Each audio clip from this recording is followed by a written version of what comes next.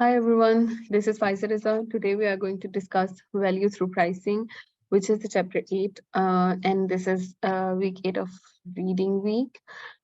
So at first we have discussed the some definitions of price. Price is a key element in developing an effective marketing strategy because it is the only component of the marketing mix that directly generates revenue while whether product promotion and place are represents costs. So there are basically three basic approaches to setting prices. First one is the importance of adopting an integrated approach to price setting. The second is the key factors that influence price setting decisions, and then the major issues involved in managing pricing decisions over time. So by the end of the session, you will be we have covered the basic approaches to setting prices, the importance of adopting an integrated approach to price settings, the key factors that influence price setting decisions, the major issues involved in managing pricing decisions over time, and delivering value through price. So we have discussed in class all four P's contribute to the whole of the target market process. Understanding the target market leads to good strategies. Then we have discussed that each element is a controllable variable which has to be managed to meet the needs of the defined target group. All elements are linked and support each other. So we have discussed that through advertisement, through proper perception of your product, how you can create proper perception of your product in the minds of the customers. So this is an example, a simple water bottle, how it can look appealing to the customers while through branding and through proper promotion.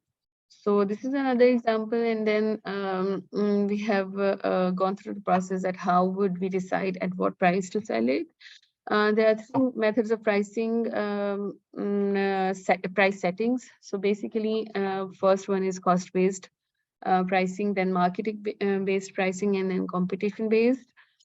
So cost-based pricing are basically useful approach because it helps to establish minimum price that can be charged for a product in order to break even. Then there was an example. So we have discussed in the class. Okay, so problems associated with cost-based pricing was basically if sales fall, unit costs rise because the fixed costs are divided by a smaller number of units, then not logical to estimate sales before establishing the price. Then thirdly, this method of establishing pricing criteria is based on internal factors rather than on what customers are willing to pay. So afterwards, we have discussed competitor oriented prices. So this type of pricing may take one of three forms, where firms follow the prices charged by leading competitors, where number two is where producers take the ongoing rate price, that is commodities like coffee beans. And the third one is where contracts are awarded through a competitive bidding process, that is standards or auctions.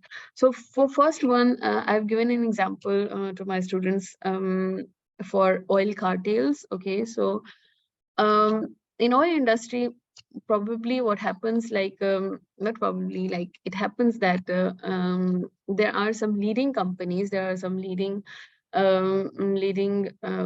manufacturers, so not manufacturers, there are leading companies who basically set the prices. Okay, and they are basically called cartel. Okay, so they make cartel of by setting prices, and everyone has to follow, like the small companies or everyone has to follow that pricing decision.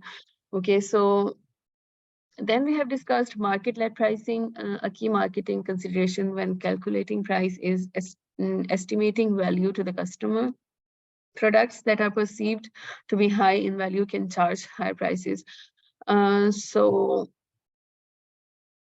then three useful techniques for determining customer perception of value are trade-off analysis, experimentation, economic value to the customer analysis. So first one is trade-off analysis.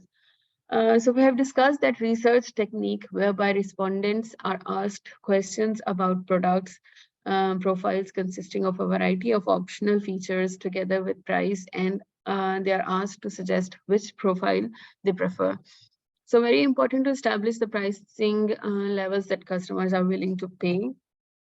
And then experimentation or test marketing. So one significant limitation of trade-off analysis is that respondents can say things but do not back it up with their own cash. So test marketing a product over a realistic period of time allows marketers to establish consumer reaction to price. So then third one is economic value to the customer analysis. Organization purchases are frequently motivated by economic value considerations, since reducing costs or increasing revenue are prime objectives. So if a company can produce an offering which has a high EVC because it helps to increase revenue or reduce costs compared to competitive products, it can charge a high price and still deliver superior value. So the key factors influencing price decision setting decisions. So positioning strategy. So basically in this like market-based pricing, marketing-based pricing, I want to give an example of actually, I have given an example of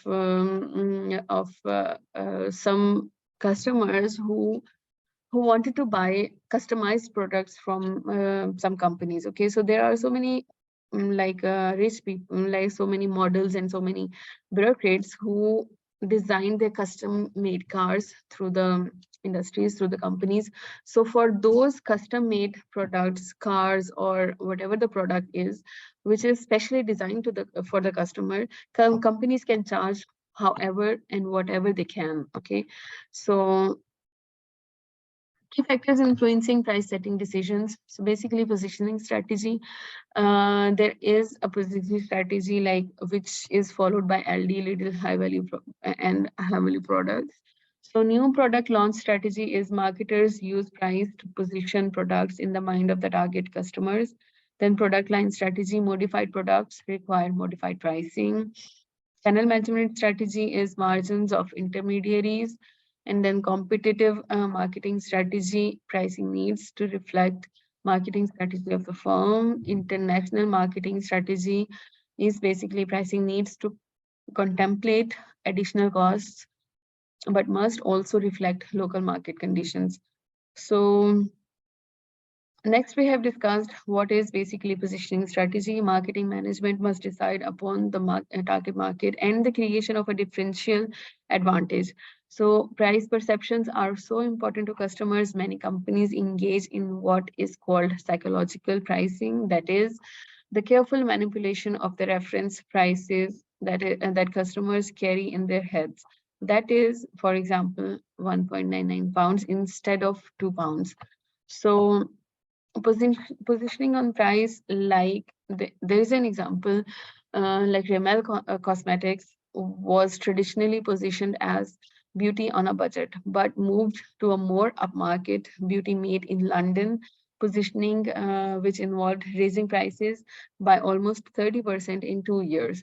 So then typical pricing strategies we have discussed are penetration pricing, skimming, and competition-based pricing.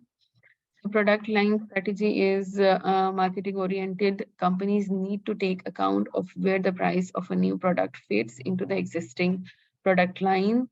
For example, okay, so there is basically an example we have given in my class that Dove.